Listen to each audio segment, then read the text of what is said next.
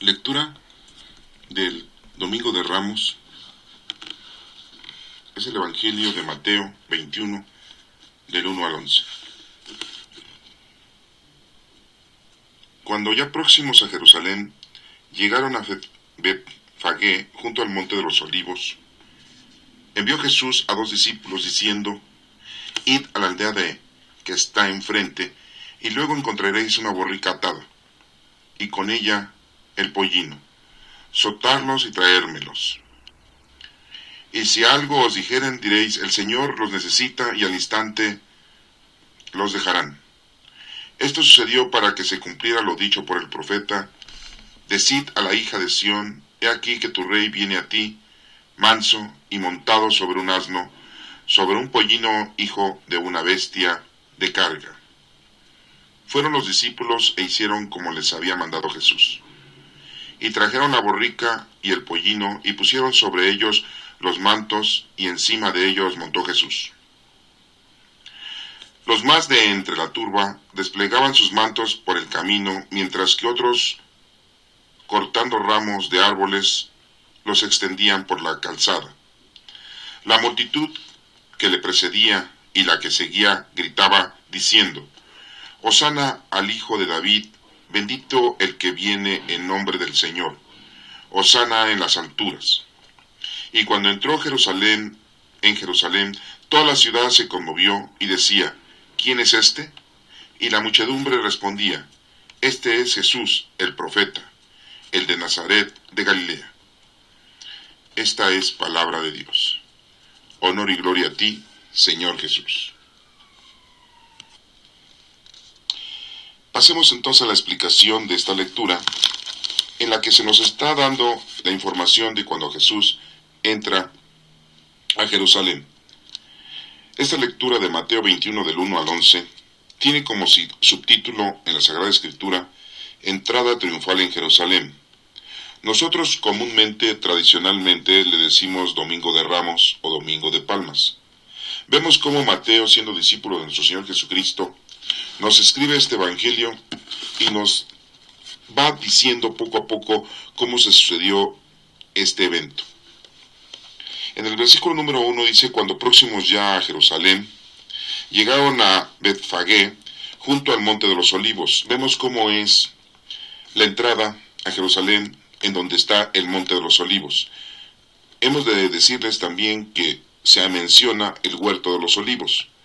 Es el lugar en donde Jesucristo se detenía siempre para hacer oración, se detenía para llevar a cabo su predicación. Y estaba junto a Betfagé. Y dice que envió a 2 discípulos. Vemos cómo la costumbre o la fórmula de nuestro Señor Jesucristo era siempre de ir manejando a los discípulos de 2 en 2. Eran 12 discípulos. No los mandaba de 3, ni de 5, ni de 7. No los mandaba en números nones.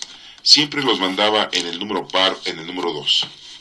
Esto nos da a entender algo muy importante que nosotros hasta nuestros días lo hemos estado viendo y viviendo, ya que hay mucha gente en algunas religiones que envía a las personas a que vayan a predicar, a que vayan a hacer su evangelización, ya sea con la familia, con los amigos o a gente extraña. Las van mandando de 2 en 2, por la razón de que Jesucristo lo hizo en varias ocasiones. Y para continuar con esa actitud o esa personalidad de la imagen de 2 personas. Pero esta explicación debe de contener más todavía un objetivo y más todavía un conocimiento. Podríamos decirnos y remontarnos en decir que cuando hay 2 o más reunidos en su nombre, en medio de ellos está Jesucristo, porque así nos lo mencionó él. En este caso, cuando van 2, está la palabra de Jesucristo, está la doctrina de Jesucristo. Pero esta es una actitud muy centrada, ya que cuando alguien predica, el otro consta, el otro testimonia lo que está diciendo su compañero. Da un testimonio veraz y concreta con decir que esa es la verdad, la que está diciendo el compañero. Y cuando el compañero está llevando a cabo un testimonio, el otro con el ejemplo lo está llevando a cabo. Las dos personas son muy importantes, ya que una predica y la otra da el testimonio. Una lleva a cabo la doctrina y la otra persona la confirma. Las dos personas al mismo tiempo, al llegar a algún lugar o al llegar con algunas personas para poderles predicar la palabra de Dios, lo que hacen es hablar con las personas, ya sea con una, con dos o con una multitud. Pero aquí el desenlace es que cuando son más, se parten en dos y cada quien lleva a cabo el ministerio. Cada uno de ellos está llevando a cabo la predicación y entonces se facilitan más las cosas. Esto es importante que ustedes lo denoten porque siempre lo vamos a estar viendo, que hay dos personas, en este caso dos discípulos, que están llevando la palabra. En este caso, están cumpliendo con la palabra que Jesucristo les está diciendo, que envía a dos de sus discípulos. ¿A dónde? En el versículo número 2 dice, diciéndoles, id a la aldea que está enfrente. No nos menciona el nombre de la aldea, puede ser una comunidad pequeña.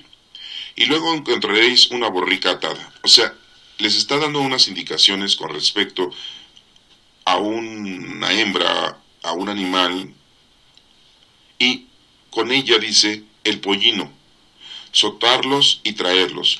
Tiene que traer, los discípulos tienen que traer a la burra y al burrito, que es un pequeño burro, que no ha sido montado por nadie, y están atados enfrente de una aldea. Si nos pusiéramos a pensar, sabríamos que Jesucristo ya conocía a esas personas de esa aldea. ¿Por qué? Porque él siempre, antes de llegar a Jerusalén, entraba al huerto de los olivos, llegaba al monte de los olivos, como sí se menciona aquí, y era su lugar preferido. Era el lugar fuera de, podríamos decir, de la ciudad, fuera de todo bullicio, fuera de toda distracción, y ahí es en donde se encontraba para hacer su oración y reconciliarse con todo lo que nosotros tenemos. Y Jesucristo debe o debió conocer a estas personas, y que no se mencionan los nombres de esta familia, a quienes ya les había dicho que iba a tomar prestado un burro, en este caso la cría más pequeña de esta burra, para poder montarlo. Me imagino que no les ha de haber dado ninguna explicación, pero esta gente dueña de estos animales debió haber conocido a nuestro Señor Jesucristo bastante. Desafortunadamente no tenemos los nombres de esta familia o de esta gente, de estos dueños de esta burra y de esta cría de esta burra. Pero bueno, sabemos que Jesucristo ya tenía conocimiento de que existían esos animales ahí, y esa gente tenía conocimiento de que Jesucristo les iba a pedir prestado ese animal y que se los iban a prestar. Por eso manda a los discípulos y les dice que vayan a la aldea enfrente, y luego que encuentren a una borrica atada y con ella al pollino, que los suelten y que se los lleven. Y les menciona en el versículo número 3, que si algo les dijere, o si algo les dicen, que ellos van a contestar diciendo, el Señor los necesita, y al instante los dejarán que se los traigan. Fíjense cómo ya todo estaba planeado. Hasta aquí vamos a hacer un pequeño paréntesis, porque en el versículo 4 dice, esto sucedió para que se cumpliera lo dicho por el profeta. Pero nos estamos dando cuenta entonces que Jesucristo ya tenía preparado todo el suceso, y ya había hablado con esta familia, con los dueños de estos animales, y ya les había explicado algo. No sabemos qué les explicó, pero esta familia estaba de acuerdo con lo que Jesucristo iba a llevar a cabo.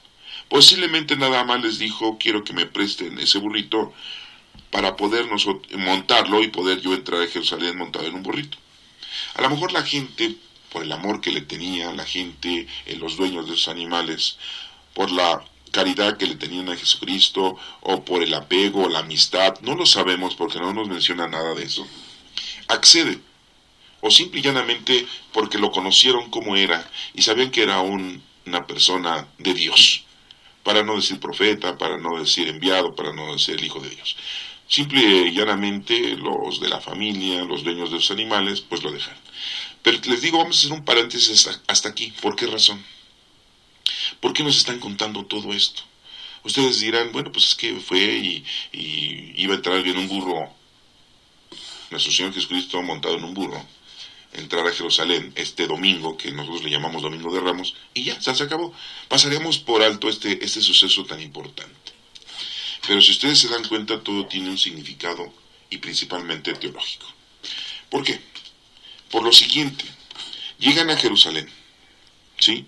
Cerca del monte, o sea, el huerto de los olivos. Llega el momento en que nuestro Señor Jesucristo va a dar inicio a nuestra salvación. Y esto lo realiza de una manera muy notable. Envía a dos. Esto quiere darnos a entender que el Señor nos está enviando a dos. Y que muchas veces en el caso principal es el esposo y la esposa, el hombre y la mujer, la familia. Es a la que está enviando a que lleven a cabo la predicación, a que lleven a cabo el cumplimiento de la palabra de Dios, a los dos. Aquí la responsabilidad no solamente es del hombre, no solamente es de la mujer, es de los dos. Aquí nos está mencionando que para poder entrar, para llegar a la eternidad, para llegar con Dios, así como Jesús llegó a Jerusalén, para dar inicio a la salvación, para dar inicio a nuestra salvación, debemos de ir en dos. Y muchas formas se pueden decir: hermano y hermana, padre y madre, hijo y hija, primo y prima, tío y tía. Pero lo principal es que sean dos, que sea la familia. Es un reflejo de la familia. Por eso manda a dos. No puede ser uno. Recordemos que uno es la parte fundamental del cuerpo y la otra persona es el complemento. Vemos también nosotros que Jesucristo es la cabeza y todos nosotros somos parte de ese cuerpo místico de nuestro Señor Jesucristo. En el versículo número 2 dice que vayan a la aldea que está enfrente y luego encontrarán una burra atada y encontrarán también con ella a ese pollino, y dice que lo suelten y se lo lleven. Esto lo entendemos literalmente y ya acabamos de explicarlo, pero aquí nos está dando un mensaje teológico. ¿Qué nos está diciendo aquí? Que tenemos que cumplir con lo que el Señor ya lo tiene preparado todo, y tenemos que hacer las cosas conforme a lo que Él nos está diciendo. A lo mejor podríamos nosotros replicar, aquí podrían decir los discípulos: maestro, pero pues ¿por qué quieres entrar en un burro atado? Digo, en un burro, arriba de un burro. ¿Y por qué quieres que vayamos y lo traigamos? O sea, pues puedes ir caminando. Y si quieres te cargamos en hombros. Si quieres te traemos un caballo. Vamos y pedimos un camello. Sería más, pues interactivo. Sería más, elegante. Y entonces empezaríamos nosotros a hacer planes. Empezaríamos nosotros a distorsionar lo que el Señor ya tiene planeado para con todos nosotros. Y cambiaríamos la meta, cambiaríamos el objetivo. Esto nos da a entender que debemos de obedecer, que debemos de hacer lo que ya el Señor tiene planeado. Tenemos que ir a donde nos dice que vayamos, ahí enfrente. Siempre caminar para adelante, no caminar para atrás, caminar para adelante. Ir de dos, ir la familia, ir el esposo y la esposa, ir el padre y la madre, ir a cumplir con lo que Jesucristo nos está pidiendo. Y vamos a darnos cuenta que en la vida vamos a ir encontrando todo lo que el Señor ya lo tiene planeado. Y todo se va cumpliendo conforme a Él quiere. Vamos teniendo todo, vamos teniendo casa, vamos teniendo vestido, vamos teniendo sustento, vamos teniendo lo necesario para nuestras medicinas, lo necesario para nuestras curaciones, lo necesario para lo que necesitamos, ya sea para el trabajo, ya sea para el estudio. Vamos necesitando muchas cosas, el Señor nos los va dando poco a poco durante toda nuestra vida. Si vamos con Él y haciendo lo que Él nos está diciendo, nada nos va a faltar. Pero muchas veces nosotros exigimos, queremos más, queremos riqueza, queremos lujos, queremos mucha satisfacción de todo tipo, sea familiar, social, político, de poder, sea sexual, sea de toda índole, de satisfacciones mundanas, materiales. Y si el Señor eso no lo tiene planeado para nosotros no debemos de exigirlo, no debemos de cambiar los planes que el Señor tiene. Aquí este mensaje del versículo número 2 nos está haciendo ver que el Señor ya tiene todo planeado para nosotros y que nosotros tenemos que cumplir con lo que Él nos está pidiendo para que se cumpla el plan salvífico que Él tiene para nosotros, y que nosotros no debemos de intervenir en ninguna situación que Él nos está proponiendo. Ya lo tenemos que llevar a cabo así como está, ir a la aldea de enfrente, como les digo, permanecer hacia el frente, no mirar hacia atrás, y desatarlo. Dice ahí, y van a encontrar una burra atada con su pollino, o sea, con su cría, soltarlos y traerlos. Tenemos que llevar a cabo esa acción de soltar y llevarle al Señor, ¿qué cosa? Esa burra, esa cría, eso que nos está diciendo es el aspecto fundamental que tenemos cada uno de nosotros, que son nuestras obras, nuestra capacidad, nuestra inteligencia, nuestra sabiduría, nuestra piedad. Tenemos que llevarla al Señor, por eso tenemos que desatarla, ¿sí? Para que esté al servicio del Señor. Y nos dice que es una burra, que es su cría, ¿sí? Y dirán ustedes, ¿por qué esos animales? Porque esos animales, aunque ustedes no lo crean, son unos animales que tienen un aspecto primordial. Son necios. Son necios esos animales, no son fáciles de enseñar, no son fáciles de que puedan obedecer. Por eso nos está mencionando que es una burra y su cría. Y fíjense cómo no nos menciona que es el burro, es el macho, está mencionando a la hembra y a la cría.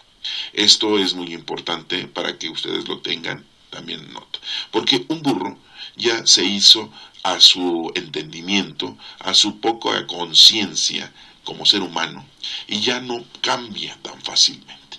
Pero aquí vemos cómo, no, si fuera un burro, un animal, sí, nos daríamos cuenta que ya tiene un ejercicio, ya tiene una enseñanza, ya tiene una costumbre, y el burro va a hacer de las suyas cuando se le antoje. Vemos como un burro se echa, y para que se levante, ni golpeándolo muchas veces se levanta. Tenemos que darle unos buenos riatazos para que se levante, y después para que camine, para que jale la carga que está llevando. Es algo difícil, no imposible, pero por eso está diciendo aquí a la hembra y a su cría. ¿Por qué? Porque son los más maleables, y nos está pidiendo a nosotros que antes de que caigamos en la desesperación, en la necedad, en todos los pecados capitales, podamos nosotros ser llevados, en este caso, por los discípulos, en este caso, por la doctrina, en este caso, por Dios. Y así la burra y su cría son llevados por los discípulos hacia Jesucristo, que es lo que nosotros debemos de hacer, llevar a nuestro Señor Jesucristo todas nuestras capacidades para ponerlas a su servicio. Eso es lo que significa en este versículo. En el versículo número 3, y si algo les dicen, digan el Señor lo necesita, y al instante los van a dejar que los traigan. Fíjense cómo aquí también nos está dando un mensaje teológico en este versículo, que si hay alguien que está diciendo, oye, ¿tú por qué te llevas a la burra? ¿Por qué te llevas a su cría? Si ya tiene todo un plan el Señor para nosotros, muchas veces nos vamos a encontrar en nuestro actuar con el Señor situaciones en que, ¿por qué tú haces esto? ¿Por qué haces esto otro? ¿Por qué te confiesas? ¿Por qué comulgas? ¿Por qué vas a misa? ¿Por qué haces oración? ¿Por qué rezas? ¿Por qué visitas a los enfermos?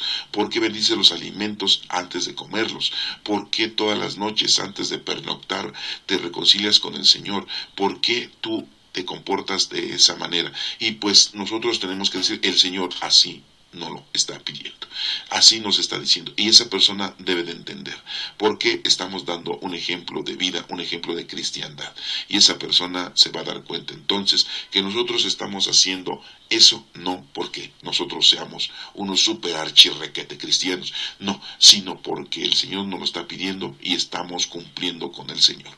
Por eso es esa versión de que le dice, díganle y que el Señor los necesita. El Señor nos necesita a nosotros, el Señor necesita de que nosotros llevemos a cabo las obras. Se nos van a pedir cuando dejemos este mundo, y el Señor nos va a decir qué fue lo que hiciste con los dones que te di, con los talentos que te dejé, qué fue, cuál es el resultado, cuál es tu trabajo. ¿Sí? Por lo tanto, nosotros tenemos que estar con el Señor, y por eso aquí en este versículo dice muy claro que tienen que decirle, si alguien les pregunta en la vida, pues es que el Señor así me dice que me comporte. Así de sencillo. ¿Por qué eres así? ¿Por qué? Porque así Dios quiere que me comporte. Esa es nuestra frase. En el número 4 dice, esto sucedió para que se cumpliera lo dicho por el profeta. Les dije que habíamos hecho una pausa, y bueno, pues vamos a continuar con la lectura, y eso se cumple, así lo había dicho el profeta. Dice, decid a la hija de Sión, y aquí que tu rey viene a ti manso y montado sobre un asno, sobre un pollino hijo de una bestia de carga. Así lo dice la profecía, así lo dice el profeta. Y Jesucristo va a entrar a Jerusalén sentado en un pollino, hijo de una bestia de carga, ese pollino. Y entonces se cumple así la profecía. Esto nos da a entender que todas las profecías de nuestro Padre Dios se van cumpliendo poco a poco, se han cumplido poco a poco y se van a cumplir poco a poco. Porque una profecía de Dios ya se cumplió, se está cumpliendo y se va a cumplir. Nunca deja de existir. Siempre continúa cumpliéndose la profecía. Seguimos, dice en el número 6, fueron los discípulos e hicieron como les había mandado Jesús.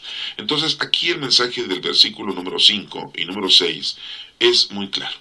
Nosotros somos parte también de la profecía de nuestro Señor, nuestro Padre Dios, en donde dice que todos aquellos, en todas las naciones, en todo el mundo, van a llegar a tener la evangelización, la doctrina, hasta los más confines de la tierra, van a conocer a Dios y amarlo y a servirle.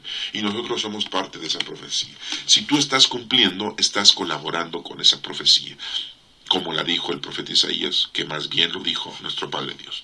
Y entonces somos parte de esa profecía que se cumplió, que se está cumpliendo y que se va a cumplir.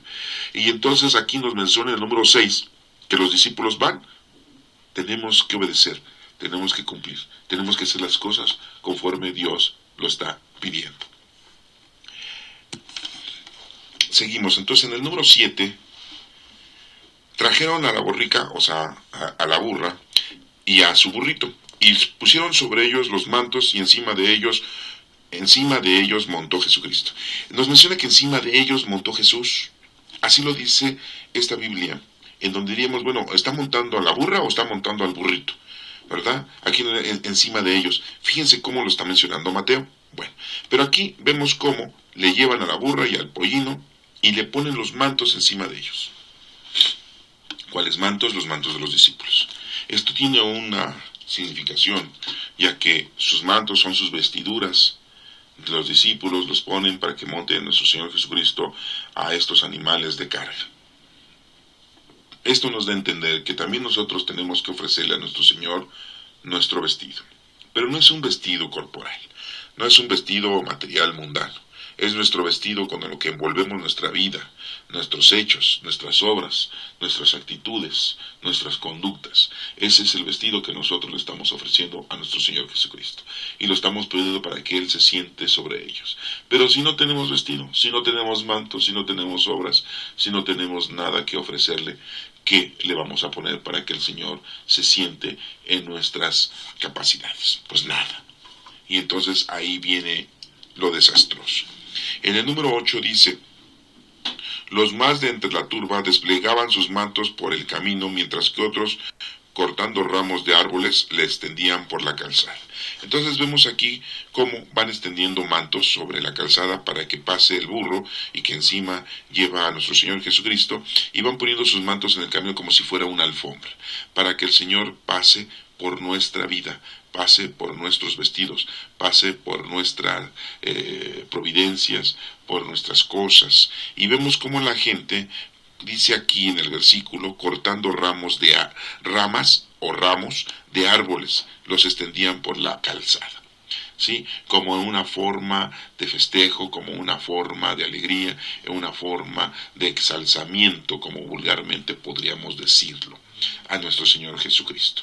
Por eso es que se dice Domingo de Ramos, porque hay ramos que cortan en ese momento de los árboles y los ponen en el camino como formando un caminito, como una alfombra decorada.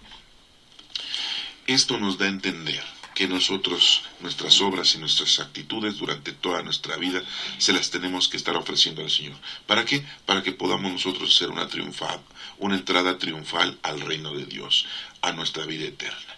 Tenemos que hacer verdaderamente una fiesta, tenemos que hacer verdaderamente todo un suceso cuando nosotros nos vayamos de aquí, y no morirnos como perros, ahí arrinconados, solos y sin que nadie sepa nada de nosotros. Aquí no, aquí nosotros, siendo hijos de Dios y coherederos de la gloria por causa de nuestro Señor Jesucristo, tenemos que hacer todo una fiesta, todo un espectáculo, el hecho de cuando nosotros nos vayamos a ir. Con esas ramas, esos ramos, nos damos a entender que son nuestras obras, nuestras actitudes y todo lo que hayamos hecho por bien de los demás, en honor y gloria de nuestro Señor Jesucristo y de nuestro Padre Dios. Y en el número 9 dice: la multitud, muy claramente dice, que le parecía, que le precedía y la que le seguía gritaba diciendo. Toda la gente que iba ahí hacía un grito unánime, hacía una expresión en grito: Hosana, el Hijo de David. Hosana, el Hijo de David. Bendito el que viene en el nombre del Señor. Hosana en las alturas. Están gritando y están recibiendo a nuestro Señor Jesucristo como Hijo de David, como un descendiente de David. Por eso dicen: Hosana, el Hijo de David. Bendito el que viene en el nombre del Señor. Todo aquel que en el nombre del Señor hace sus cosas, sus obras, es bendito. Y dice: Hosana en las alturas.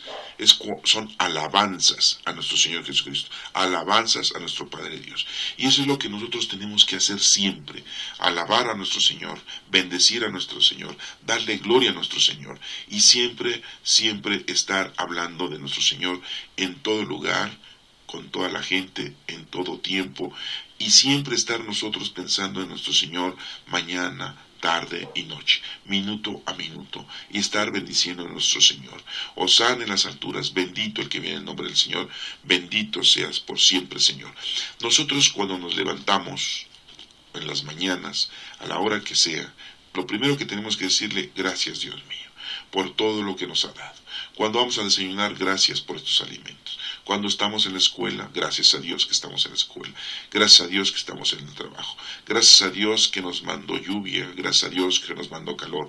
Gracias a Dios que nos mandó frío. Gracias a Dios en la hora de la comida. Gracias a Dios que regresamos de la escuela. Gracias a Dios que regresamos del trabajo. Gracias a Dios antes de cenar. Gracias a Dios antes de dormir. Hacer nuestras oraciones, agradecimiento a nuestro Padre Dios, de darle gracias a Dios porque nos dio la oportunidad de ofrecerle alguna obra de caridad o muchas obras de caridad, por darle gracias a Dios por estar con Él siempre, porque Él nos vigila, nos atiende y nos libra de todas las tentaciones, nos libra de todos los perjuicios, nos libra de todas las malas personas que quieren violentarnos, que quieren mancillarnos, que quieren ofendernos, que nos quieren asesinar muchas veces, que nos quieren hacer algún mal. Le damos siempre gracias a Dios, que nos aleja del maligno, que nos aleja del mal. Le damos gracias a Dios. Y así tenemos que ser siempre, estarle dando gracias a Dios, estar diciendo: Hosana el Hijo de David, bendito el que viene en el nombre del Señor, sí, Hosana en las alturas. En el número 10 nos menciona: y cuando entró en Jerusalén, toda la ciudad se conmovió y decía: ¿quién es este? Pues mucha gente no lo había escuchado, mucha gente no lo conocía, y en ese momento mucha gente empieza a interesarse en lo que el Señor había hecho, había predicado durante 3 años, fíjense. Y había mucha gente que todavía no conocía a nuestro Señor Jesucristo en persona.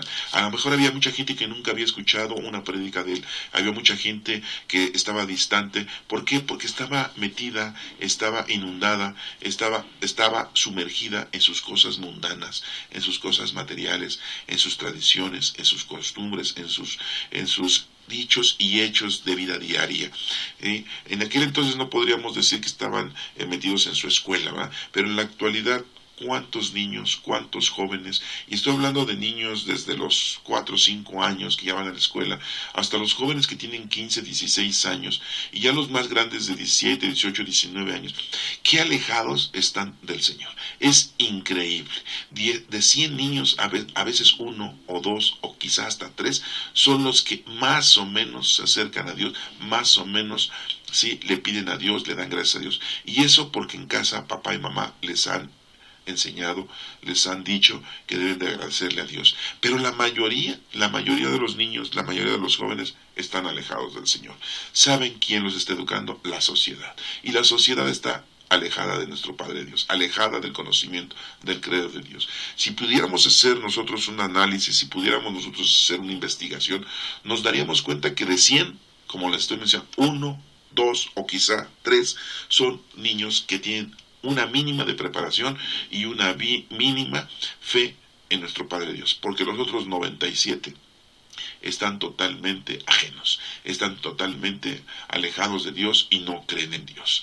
Muchos no van a misa, muchos no se confiesan, muchos no comulgan, porque sus padres nunca les enseñaron desde pequeños a llevar a cabo este ministerio, este conocimiento. Y cuando crecen y están grandes, pues se alejan de Dios y no quieren saber nada de Dios. ¿Y saben cuándo van a retornar con el Señor o cuándo van a poderse incorporar con el Señor? Como dicen, cuando les llegue el agua al cuello, cuando les llegue a los aparejos, como vulgarmente lo dicen. Cuando tengan situaciones muy conflictivas, es cuando se van a acercar a Dios. Porque Dios los va a seguir llamando día a día, año con año, siempre los va a estar llamando. Y en una de esas ellos entenderán. Pero si llega la muerte antes y ellos no se acercaron al Señor, pues ahí se acabó esa vida totalmente. Y entonces no dormirán, morirán. No dormirán, ¿sí? A todos aquellos que duermen con la esperanza de la resurrección, pues no, ellos morirán. ¿Por qué? Porque no se acercaron al Señor. Y aquí la condición de los adultos, la condición de los padres, la responsabilidad de los padres es muy importante. Que desde niños a los chiquitos de 4 o 5 años ya les vaya teniendo uno una preparación, les vaya uno enseñando que se acerquen a Dios, que le tengan amor, paciencia, fe en Dios. Eso es muy importante para que vayan creciendo en la fe, para que vayan creciendo con la evangelización. Pero a veces les damos todo.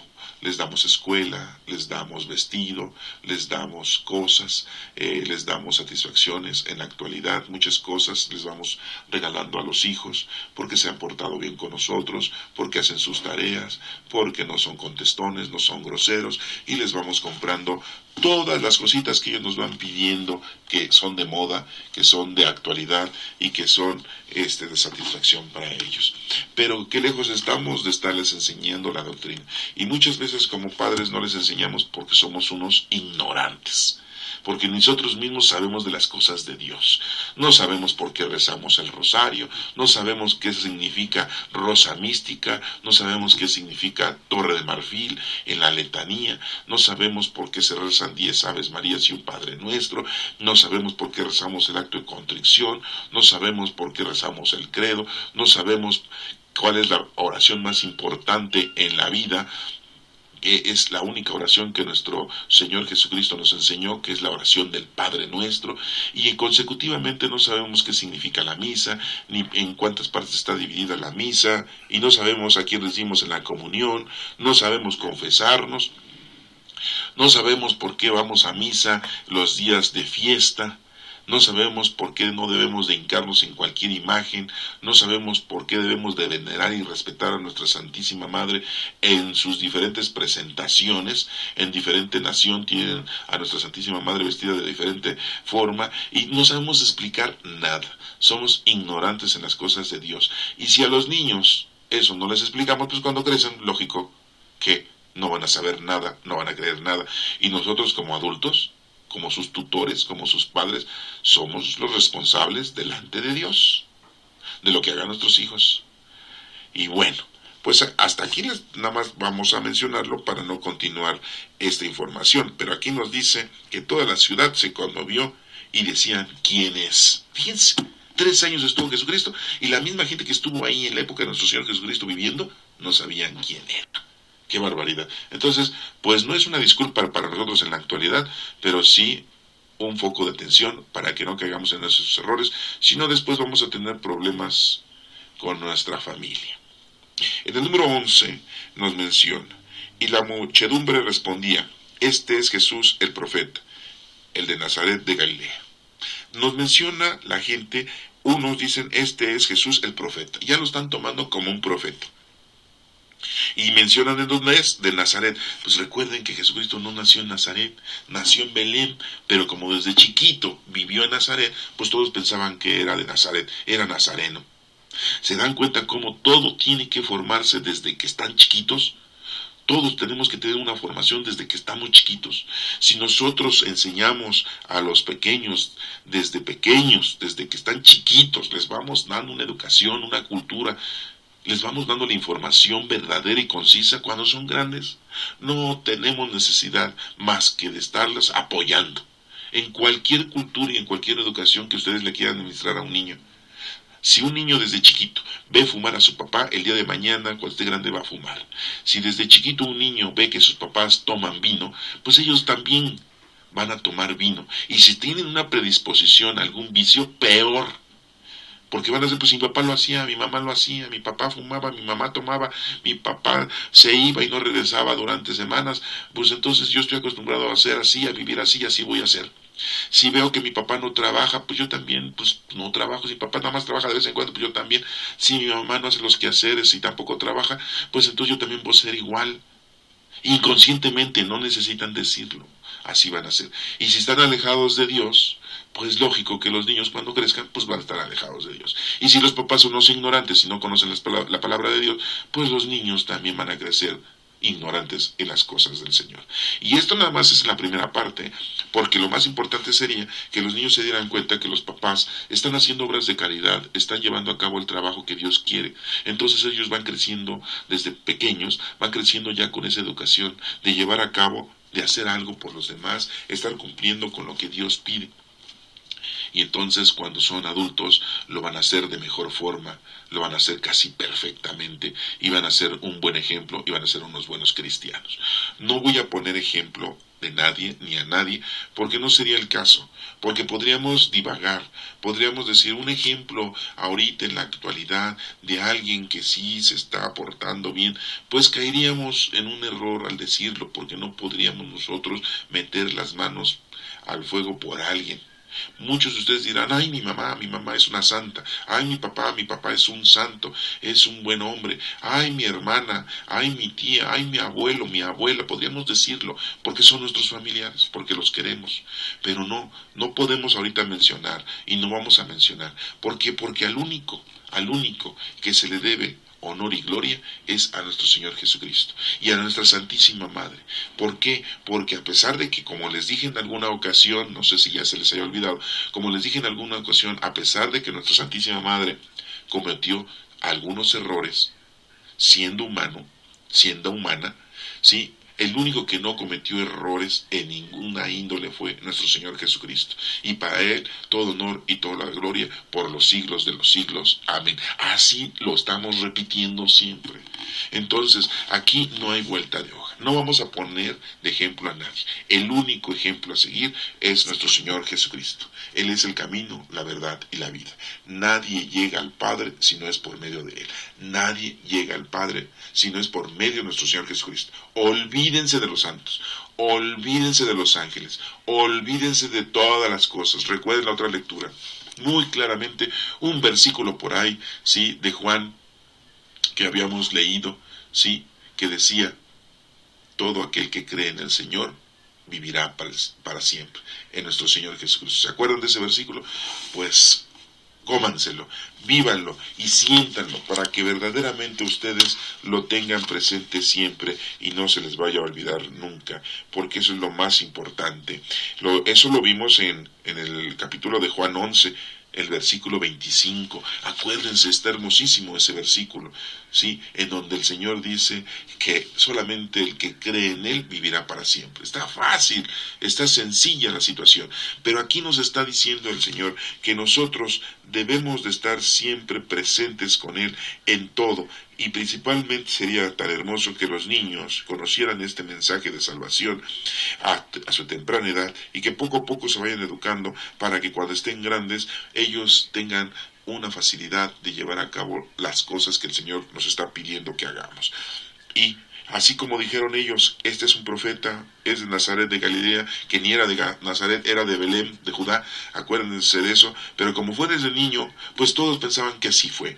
Y bueno, pues esta lectura del próximo domingo que estamos celebrando, el llamado Domingo de Ramos, que vemos que pues sí cortaron ramos de los árboles para ponerlos en el piso, para decorar el camino, cómo iba entrando nuestro Señor Jesucristo montado en un burro y posiblemente también en una burra, porque dice que los montó, encima de ellos montó Jesucristo. En los dos no sabemos cómo sucedió eso, pero nos está diciendo que en los dos. Esto, acuérdense que es muy importante entenderlo. Esas cosas que le ofrecemos al Señor, sean como sean, el Señor las monta para nosotros, nos las recibe, ¿sí? Y desde pequeño ese borrico ya había sentido a nuestro Señor Jesucristo, así desde pequeño nosotros debemos de sentir a nuestro Señor Jesucristo, y estamos viendo como la madre de ese burrito, que es muy moldeable porque a donde va su hijito ahí va ella, entonces pues también lleva al Señor. Y vemos como aquí hacen a un lado al burro, al papá del burrito, ¿sí? Al esposo de la burra lo hacen a un lado. ¿Por qué razón? Porque ya está condicionado, ya está maltratado, ya está mal acostumbrado. Y es muy difícil, imposible.